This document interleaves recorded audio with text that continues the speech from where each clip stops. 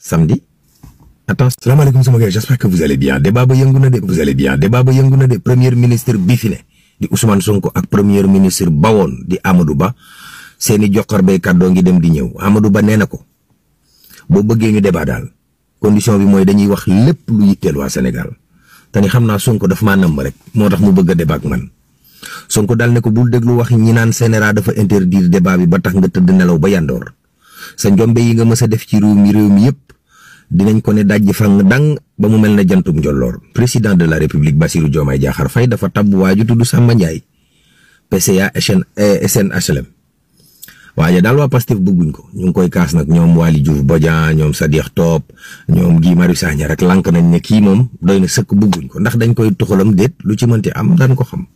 Ahmed Ndoye gendarmerie bu Sébikotane ñoo ko jàpp ndax nee nañ da doon dawal te yorut permis ak faux usage de faux moom Ahmed Ndoye mu ne feebaruma yuuxuma woowuma Waly woowuma Jibi xam naa da doon gaaral. Cheikh Yérim Seck taxawal mouvement bu tudd 2DL mouvement boobu nee na li ko tax a jug mooy gat sa ñii fi ne lépp lu ñu dundaloon président Macky Sall ñoom dinañ leen dundaloo duubal bi te ni dañ porter plainte police nationale ci yëfi Ahmed Ndoye yooyu waaw.